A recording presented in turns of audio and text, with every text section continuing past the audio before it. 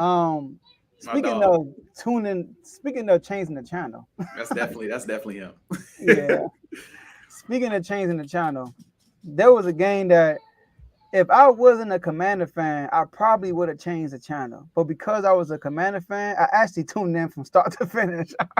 All right. But the Eagles, they rode up in Tampa Bay after having the emotional win, in my opinion. I feel like it was a big win for y'all season against the Saints. Great defensive performance, and turn around and have the worst, in my opinion, defensive performance y'all had this year so far against Tampa Bay. It was hot. It was humid. I know people were cramping up. But AJ, man, just like you asked me with the Commanders, what's your reaction to this game and to your Eagles? Because the people want to know. You know what? I ain't tripping. I ain't tripping, Joe. I ain't tripping. I know when I took off the glasses, y'all was expecting me to go off. I do have some things to say, but I just want to say first things first. Give credit where it's due to the Tampa Bay Buccaneers. The first thing I'm gonna do, my guy Anthony, I talk to him almost every day. That's my dog, and he a big time Tampa Bay fan. And he like, y'all don't talk about Tampa Bay, and I'm like, bro, we don't care, dog. But respectfully though, they are one of the best teams in the NFC right now.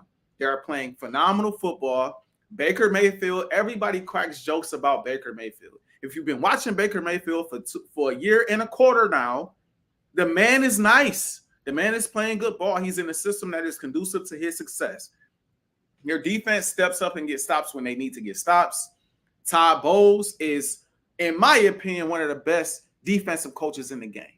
I know everybody not going to agree with that. I know he has his down moments, but he know how to box my quarterback up. He know how to box my guy up, and I'll give him credit where it's due. The run game is there. The passing game is there.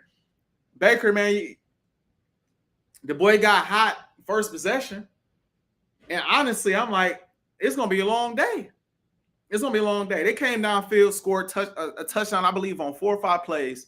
And my first thought was, I walked up from the TV. I told my wife, I said, it's going to be a long day. She said, a long day for what? I said, it's going to be a long day for me and a long day for Eagles Nation and a long day for the Eagles. It's going to be a long day. And sure enough, it ended up being just that. So I want to give them credit, man. They beat us. They beat Detroit. You know what I mean? They beat y'all. You know what I mean? So they've beat 3 of the best teams, in my opinion, in the NFC currently. We'll see how that looks later down the road. We'll see us later down the road, Detroit later down the road, and the Commanders later down the road. They drop a game to the Broncos. And honestly, like I told my boy Ant off the record, I ain't paying much mind. Because every team has those moments, especially if you're looking ahead, which I believe to an extent, they may have been looking ahead a bit, looking over the Broncos. It's the Broncos. It is what it is. And then you get smacked. It's the NFL. It happens. But I knew when they got smacked, they was going to come out that next game on a mission. I just knew they would. So respect where it's due, bro. They are one of the best teams in the NFC. I give them nothing but respect. We see them down the line, I think it'd be a different story. But respect to them where it's due for now. Now let me get to Philadelphia. Where do I start? First thing I'll say is this. It's September. It's September. We are a drop pass away from being 3-1. We're also a couple plays away from being 0-4 potentially. So it could go both ways. I've seen the fan base say we a drop pass away from being 3-1, and I'm like, we also a couple plays away from being 0-4. So we 2-2, we'll take it.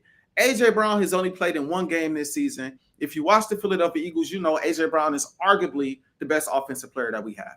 So missing him on offense is tough. You lose Devontae Smith, that makes it even worse. No Lane Johnson, you're looking at an L. You're looking at a loss. I knew going into the game we was going to have a hard time.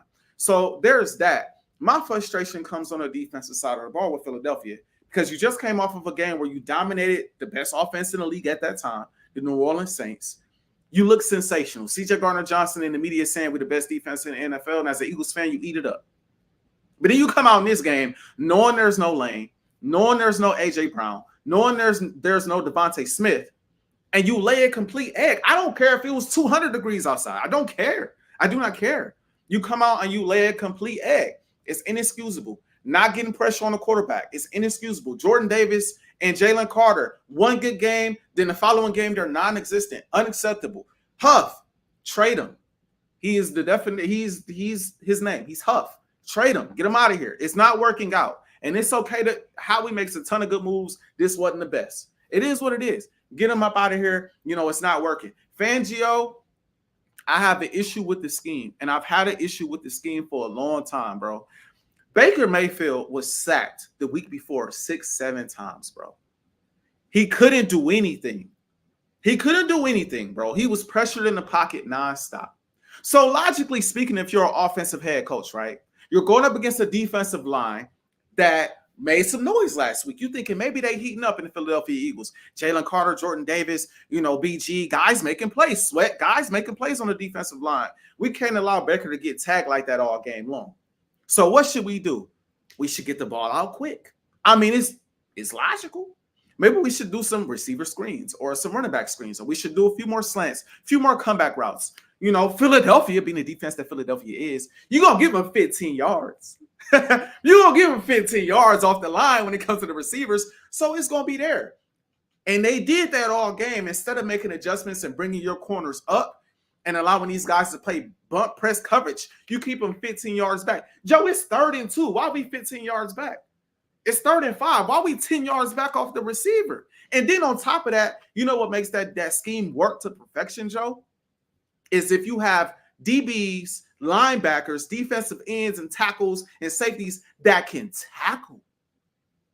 That's the whole idea. That's the whole thought process. They catch the ball in front of you. You don't let them go over the top of your head. No deep shots. Cool. And then you come up and you tackle them before the first down. That's the idea of it, bro. But when you see the team not tackling, it completely foils the coverage, bro. They dump it down. They catch the ball. They make a quick move, 10 yards. They dump it down. They catch the ball. They make a quick move, 10 yards. They dump it down. They catch the ball. They make a quick move, 15 yards. I'm repeating this because it happened all game long without a single defensive adjustment. There is no excuse for any defensive coordinator to make that type of mistake or not adjust for an entirety of a football game. So the defense is a defense. I'm at the point with the defense where I don't know what to expect. Some weeks they go and dominate and play out of their minds. Other weeks they might look like this. Offensively, listen, bro. I don't get on Kellen more often, but this is the one moment I'm going to just call a spade a spade. You had all week, you knew A.J. Brown wasn't going to play. I'm not going to go down the list of players that didn't play. You knew who wasn't going to play. And even if you didn't, you got 2 different game plans. You got the game plan for if they play and if they don't. So what was the game plan? Why 3 straight possessions you throwing the ball on first down? Why, bro? Hand the ball off to Saquon, give it to Saquon early. See what Saquon can do. Maybe instead of 2nd and 10, now it's 2nd and 5 or 2nd and 7. Then you throw the football. Or heck, run it again. Why not? He came out on 3 straight possessions to open the game and threw the football. And every single play was an incomplete pass. You don't have nobody to throw the ball to. They're going to double team Dallas Goedert. They're going to make sure Saquon not catching the ball like that in the backfield. And if he does, they're there to gang tackle. And you got nobody else to throw the ball to. Jalen, you bring up Dotson. Dotson was getting open. Jalen just don't trust the man. That's a conversation I'm going to save for another day.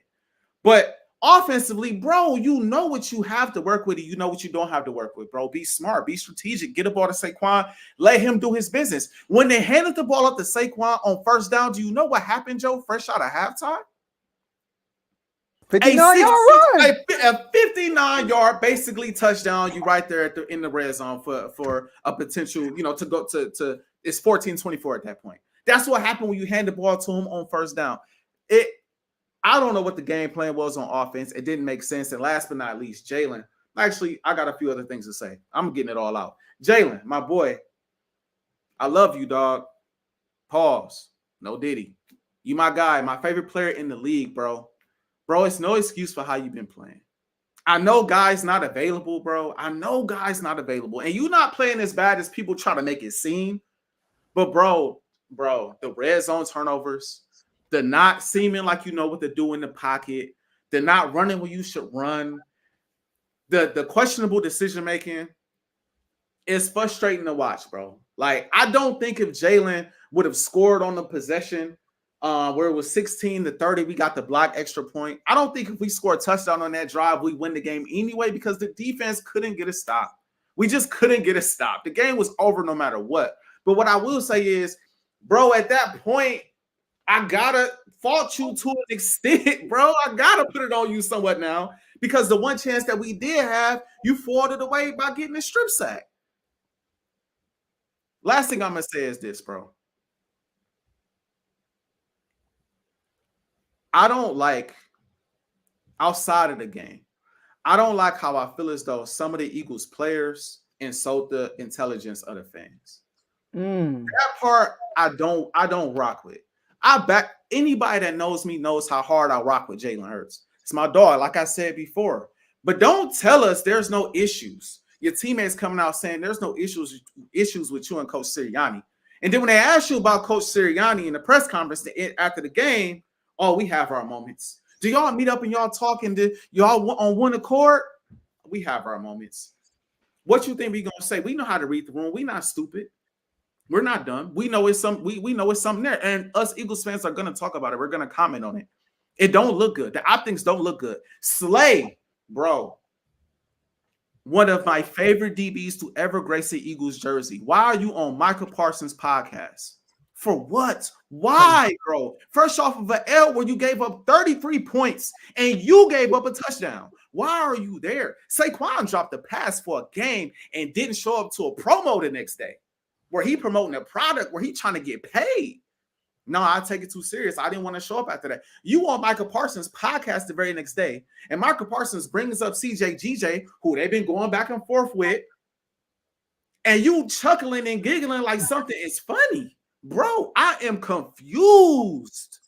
Nobody's saying y'all can't have friends and teammates like that outside of the game. We understand all that, bro, but we are in the midst of the season. He bringing up a teammate who he called out. Michael Parsons called out a week or so before. You know they're not vibing like that. And he throws him under the bus, and you practically fall right into it. Yeah, you say that's my dog and all that is cool, yada, yada, yada. Fine and dandy, bro. But at the same time, yeah, but if you don't step up, at some point, if you don't play a certain way, the media, bro, you ain't even have to say that. For what? And then when we get on you about it, I've defended Slay so many times because I think some of the fans take it too far. But when we get on you about something that we can obviously see, the optics don't look right, bro. Why are you here? Why are you doing this? Man, I'm just trying to have fun. Man, y'all want everybody to be miserable after a loss. That's not, bro. Some of these Eagles fans been around for T.O. and McNabb, bro. Some of them been around for the Chip Kelly era and things of that nature, bro. Some of them been around for Carson Wentz, looking like an MVP candidate and then falling completely off the map, bro. Somebody that we don't even recognize, bro. We done been here for playoff runs, Super Bowl berths, a Super Bowl victory, some Super Bowl L's. Bro, we know what it looked like. We know what it looked like when the team is not on one accord. We know what it looked like when the team is on one accord. We know what it looked like when the head coach and the quarterback are on one accord and when they're not. We know what it looked like. We know what winning football look like. We know what football that ain't conducive to winning also looks like. And we also know what it looks like when the locker room is not on one accord. We've seen it multiple times throughout the history of our franchise. Don't insult our intelligence and make it seem like we just tripping because we not on that field, bro. That's not the case. If I walk into a kitchen and it stinks and I look at the trash can and it's overflowing, don't tell me it's because you ain't swept the floor in a few days. That don't even make sense, bro. It's because the garbage is full. You might want to take out the garbage. No, bro, you don't know nothing about what the stench is coming from. You never been in the kitchen. You never cooked the meal. Bro, change the garbage. Come on, bro. But again, Joe, it's September. A.J. Brown will be back. Devontae Smith will be back. I think this team will be a lot better going forward. But what we saw against the Tampa Bay Buccaneers was disgraceful. And I think that if they are made of the stuff that I know they are made of, they will bounce back. They got 2 weeks to stew in this. They got 2 weeks now to sit and hear all the media and hear people talk bad about them. Good. You got some, in my opinion, layups coming up on the schedule. We're going to get the ball rolling, and I think we'll be fine. But I watched the whole game too, Joe. I was very disappointed. I was very disappointed, man. That's tough. Yeah. Watch the whole game. Yeah. I thought Jalen Hurts can't play from behind. I thought it was I thought we had a chance. I'm like, it ain't over till it's over. I always give my boy a shot. It's football. You never know. And we did cut at the 10. I thought we had a shot, but then we came up and gave up another touchdown on the next possession, bro. Crazy. Go ahead, bro. Go ahead. Man, AJ, this is why I like you. I like you because you keep it real, but at the same time you keep your fandom. And that's how I put. You got a healthy balance. I like that. You kind, we're somewhat alike. You took the words out of my mouth though. Like we was talking. Okay, I'm gonna dip into the chat. Mm. We was talking to. I think it was Kevo. No, I was watching the show. No, your coach, bro. Mm. I'm gonna have to talk about your coach most of the time, man. I get I it. really think your coach is your biggest problem. I think your head coach is your. I'm gonna say it one time. I think your head coach is your biggest problem. They asked him why you basically only ran the ball this X amount of times in the first quarter. Well, we only had 10 plays. Well, just like AJ said, your first possession, Hurst overthrows Saquon on a pass. Then you run for no gain. So now you gotta throw third down, right? And then it don't happen. 3-0.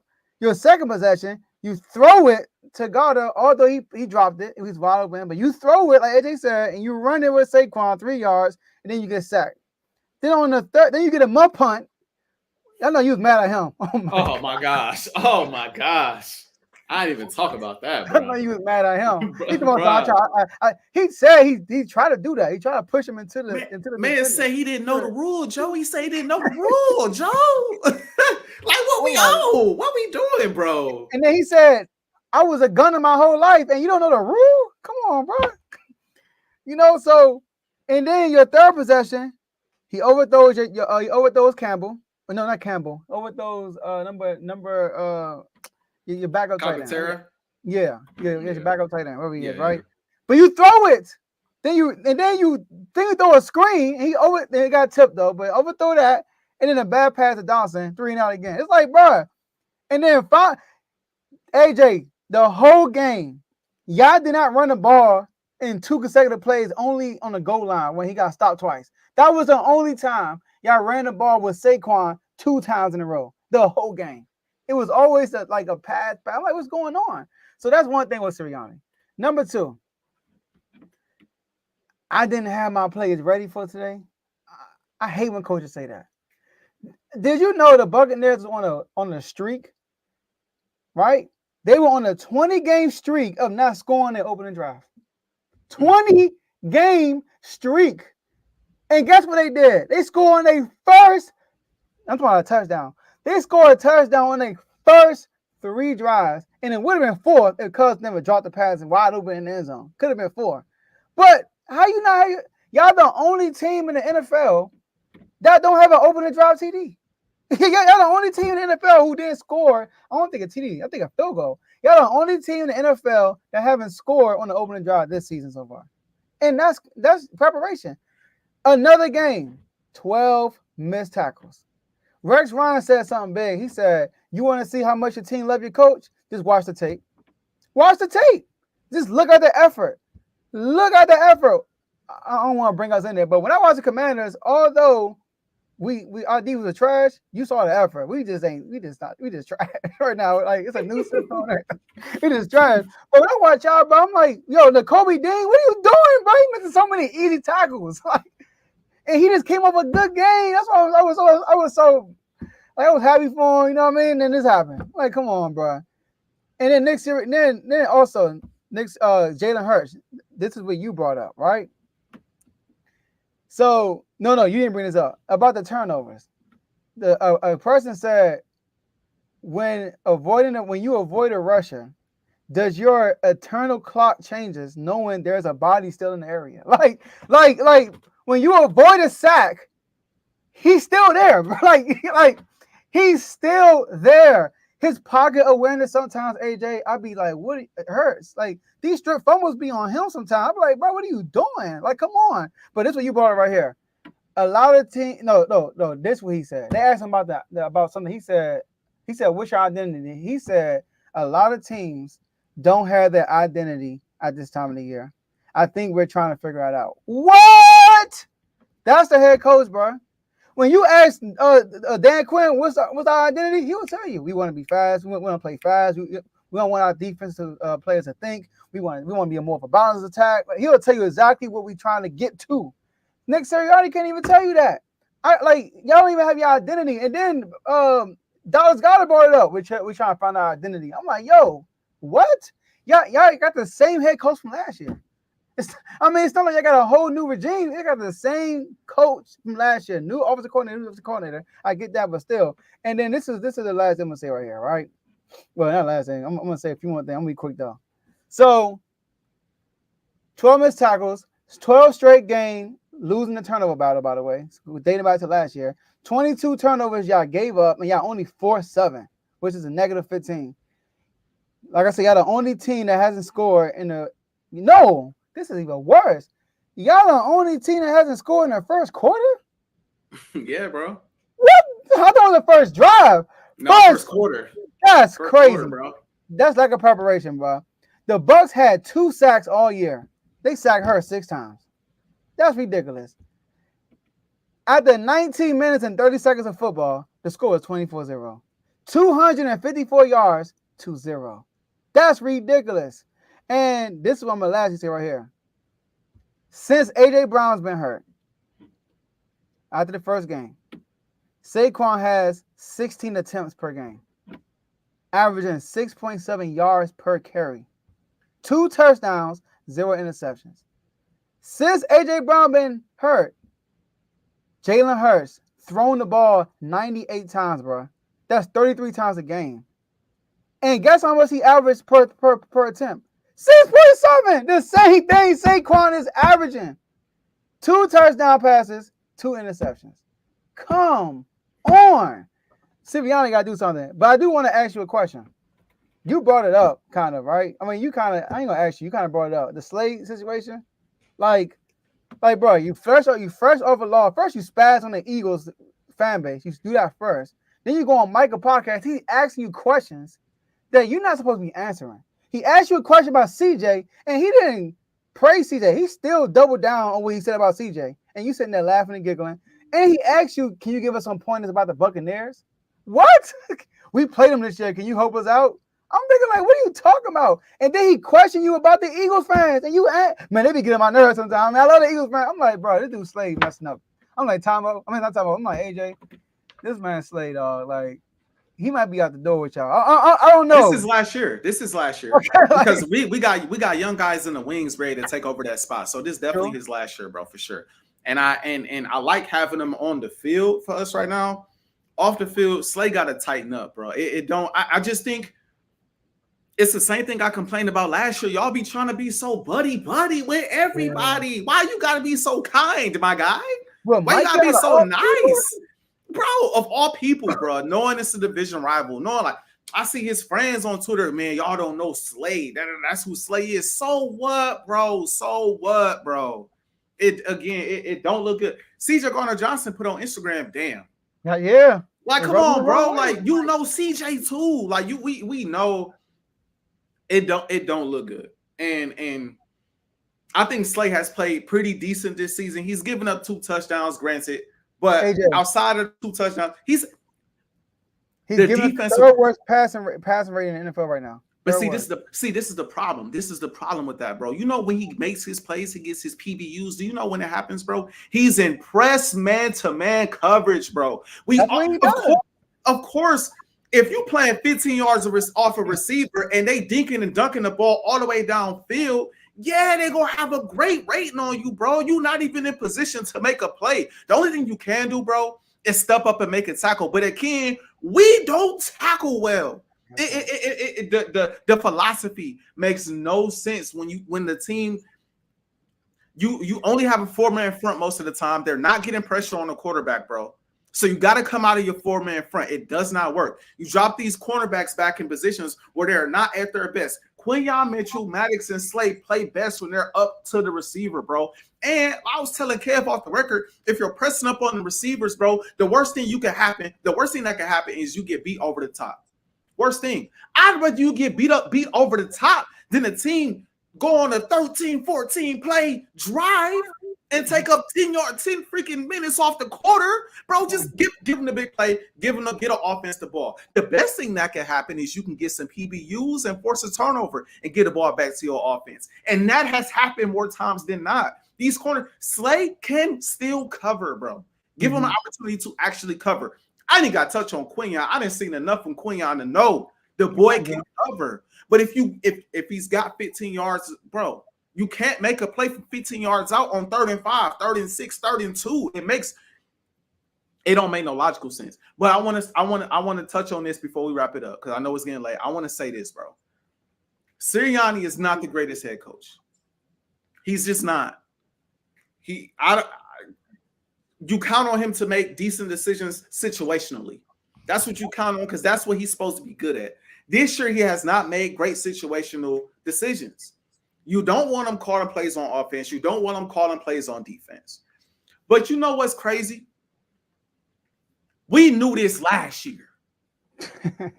We knew this last year, bro. And this is why it falls on the players, bro. See, Nick Sirianni can catch all the flack you want to throw at him, bro. Catch all the flack you want to throw at Nick Sirianni. We know he's not perfect. We all know he's not perfect. But I'm confident Howie Roseman and Jeffrey Lurie had conversations with the leaders of that football team, from the guys that retired and Jason Kelsey and Fletcher Cox to Jalen Hurts, A.J. Brown, and Devontae Smith. I'm speculating, but I'm also confident that conversations was had. How you feel about Coach Sirianni? Do you feel like he's the coach for the future? Do you feel like he can be the coach that leads y'all back to where we want to get? Especially Hurts. So I'm confident if he kept his job, y'all okayed it. Y'all okay for him to keep his job. I'm with you on that one. And what also shows me that is you went out there and you got Saquon. You went out there and you got Huff. You went out there and grabbed 2 of the best DBs in the draft. You reloaded up. Not only am I going to back y'all players that say he's a good enough coach to get it done, I'm going to load y'all up with talent and make it easier for y'all to get it done. So I ain't trying to hear about Coach Sirianni. Y'all got to go out there and execute what's being called. Stop turning the ball over. Catch the football.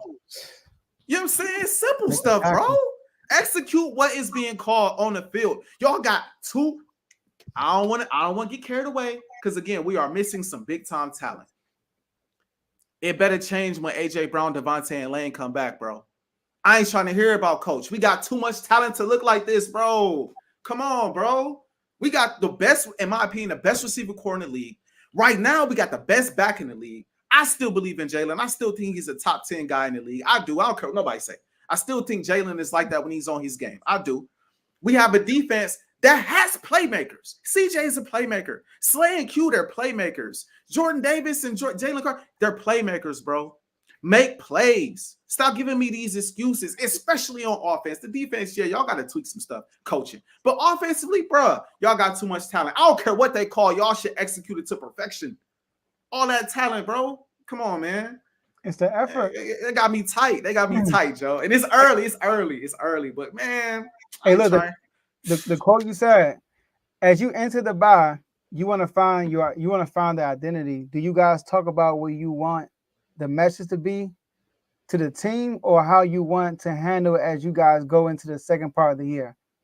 We have our moments. And see, you know what also blows me about that comment, bro? Again, y'all you know what's being said. Exactly. You know what's being said, bro. Why you feeding it, bro? And then also, Go ahead. And then gonna tell the fans it's nothing. Y'all overreacting. Y'all feeding it. And one thing that bothers me, bro, is when you watch Sirianni's press conferences, Jalen Hurts can have 3 turnovers. And he be praising. He got his back. He got his back. He's a winner.